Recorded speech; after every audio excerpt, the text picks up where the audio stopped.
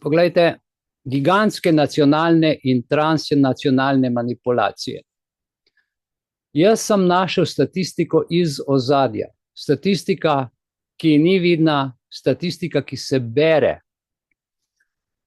In ko sem prebiral stvari, sem prišel do stvari, kjer se je pač statistika lahko tudi prebrala na nek način v nekih literaturah, nekje pa čist nič, nekje pa popolnoma nič. In z tega vidika sem naredil in pripravil teh 7 točk in vam bi jih rad prebral, preden začnemo.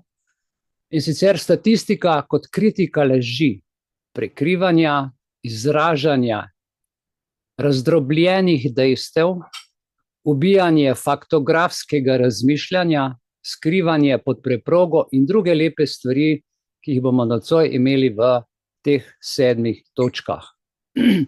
In če gremo naprej, se lotimo takoj prve točke. In lejte, prva točka, internetni tehnološki giganti. Internetni tehnološki giganti in njihovo sodelovanje z vladami, z namenom duševne manipulacije prebivalstva. Ko rečem duševne, mislim fizične, psihične, mentalne in druge manipulacije, ki so nevidne. Z namenom pripraviti svetovni festival duševnega zdravja, kar se sedaj pripravlja. Sliši se zelo fajn, ne? Festival duševnega zdravja.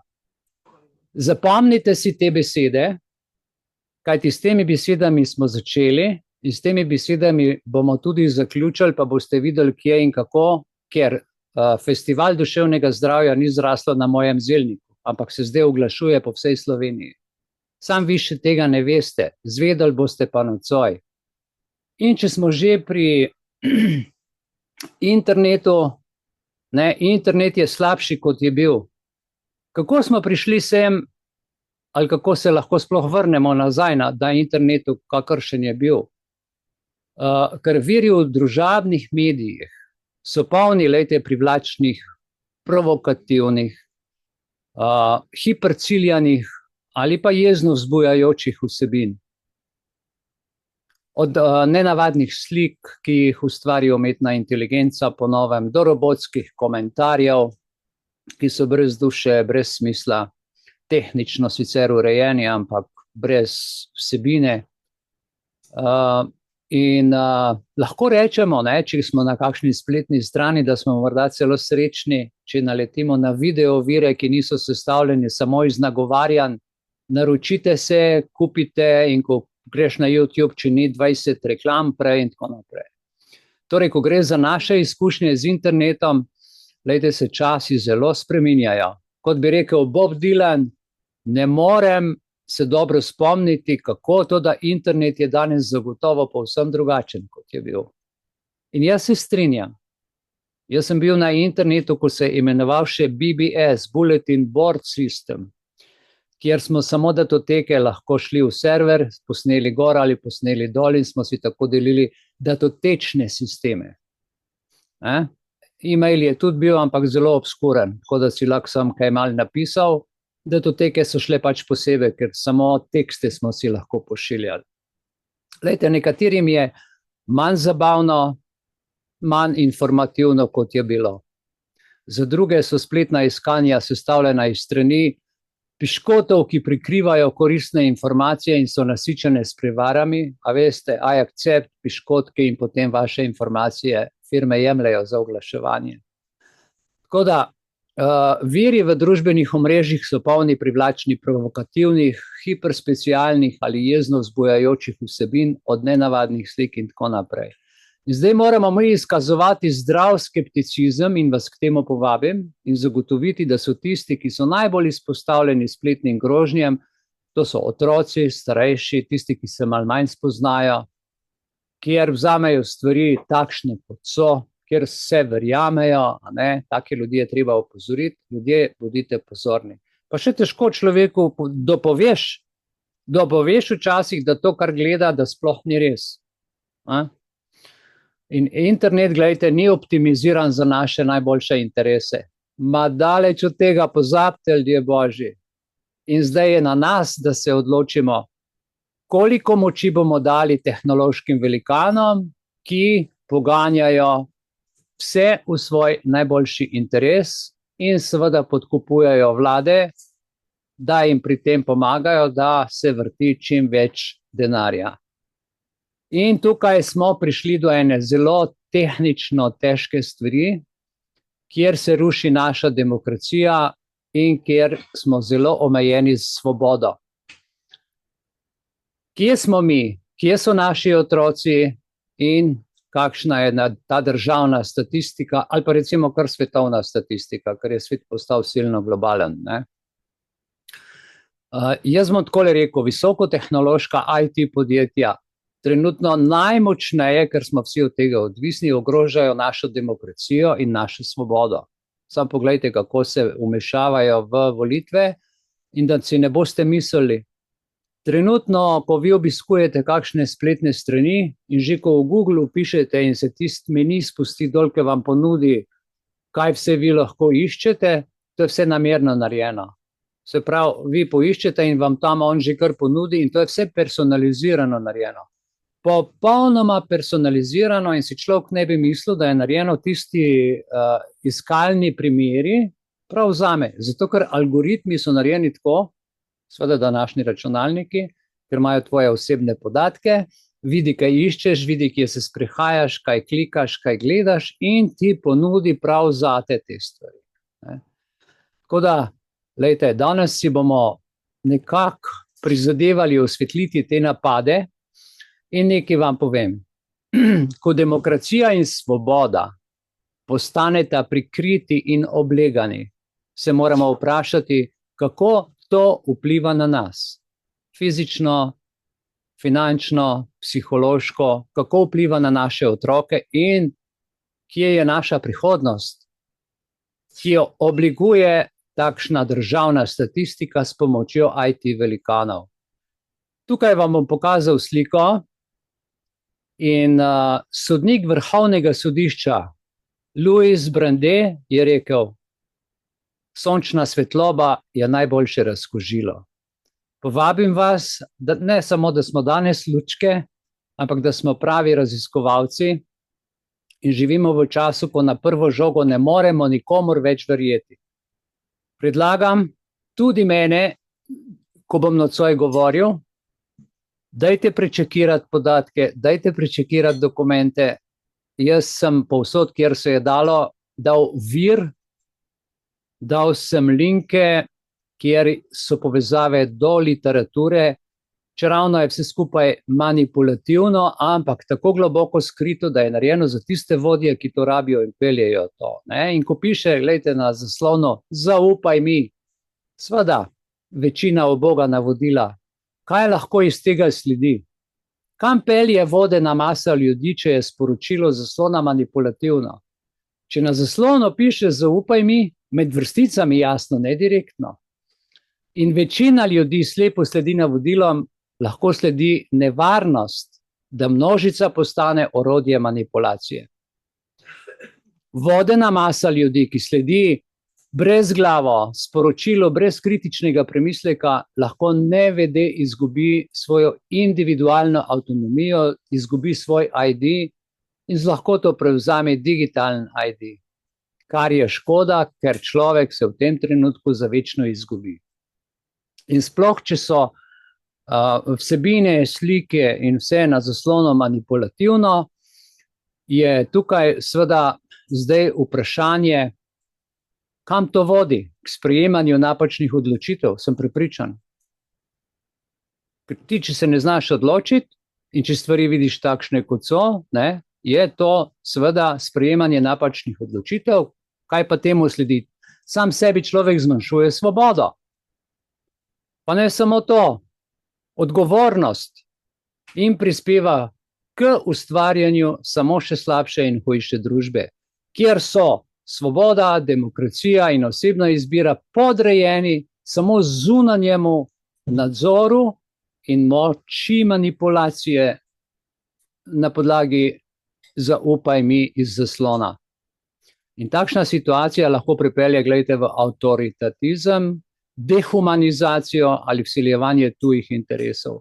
Pod pretvezo, tako kot nam to dajejo, dobrega in svetega in pravilnega. Mi pa ne smemo razmišljati. Brez resničnega upoštevanja posameznikove svobode in pravic nas ti zasloni v bistvu delajo iz naših lepih človeških misli štiriglave glave. Kako zaščititi javnost?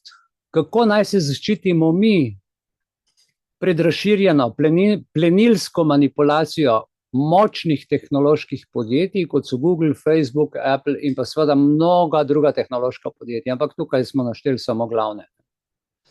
Torej, danes je namen zaščititi javnost pred razširjeno plenilsko manipulacijo močnih tehnoloških podjetij, ki sem jih ravnokar naštel, za zaščito javnosti pred manipulacijo velikih tehnoloških podjetij, ki seveda jim vlada stoji ob strani, kot smo ugotovili. Predlagam, da se okrog tega ne samo skozi društvo, ampak tudi sami malo izobražujete in mi moramo biti bolje izobraženi o digitalnih tveganjih in manipulacijah, spodbujati kritično mišljenje, sami moramo kaj prebrati, podati neodvisna mnenja, koga kaj vprašati, se pogovarjati med sabo čim več, se poklicati, če kaj ni jasno, in tako si pomagamo. Danes pa bomo skušali ozavestiti 4 težave za začetek in predlagam, da si vzamete svinčnik papir in si te težave zapišete, ker vam bodo prišle zelo, zelo prav. Te težave so v bistvu oziroma osnova ali pa srž, če želite, problemov, skozi katere se bomo danes peljali. In bomo nakazali v nadaljevanju, da so to kot posledica trenutnega stanja v družbi. Gre za skrite tehnike, ki vam jih bom sedaj povedal. To se pravi, težave, ki jih obravnavamo. Imamo tukaj pod 4 točkami, vidite 4 gumbe, in prva so skrite tehnike. Torej, velika tehnološka podjetja uporabljajo izmuzljive metode, ki jih mi niti ne opazimo, preštudirane, v kateri kot oči gledajo, katere barve imajo najrajši ljudje, na kakšno glasbo so občutljivi. Skratka, vse to je zelo težko zaznati, ker ti prihaja pod roke tisto, kar ti je skozi všeč in ti si podaljšan čas, ali pa nad ure na telefonu ali pa na računalniku. In to je tisto, kar jim omogoča, da manipulirajo z nami vsemi. Z našim mišljenjem, z našim vedenjem, vključno z glasovi milijonov neodločnih volivcev. Predstavljajte si, slišal sem podatek, da so leta 2012 lahko zmanipulirali 20% volivcev. A veste, koliko danes? Mogoče ima kdo podatek. 80% volivcev je prek računalnika zmanipuliranih, predvsem neodločenih in tudi tistih, veste, tudi tistih, ki v bistvu vejo, pa si mislijo, ja, sej bom, ampak ni res, na koncu je človek dobil neko informacijo iz pull-down menija, kjer je bilo umazan članek, pranje umazanega perila med politiki in se je odločil za drugo opcijo za listek vrč. To so te grde stvari, kjer manipulirajo z nami. Drugi gumb je prikriti vpliv. In tukaj imajo tajne taktike, ta velika tehnološka podjetja, predvsem Google, pa YouTube, Facebook in drugi, in vplivajo in oblikujejo mnenja naših otrok. Pa ne samo mnenje naših otrok, moje mnenje, tvoje mnenje, in izvajajo nadzor brez našega zavedanja, brez da bi se mi sploh zavedali.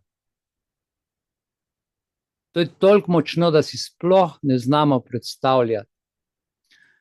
Naslednji gumb je pervazivno spremljanje. To je razširjen nadzor, ki ga izvajajo ta podjetja, in dejansko nam vse to zbuja pomisleke glede zasebnosti in morebitne zlorabe osebnih podatkov.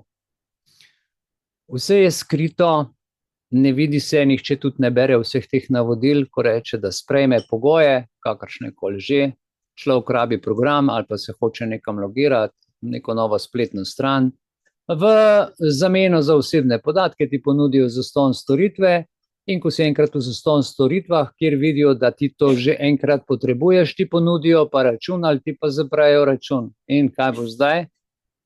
In tako naprej.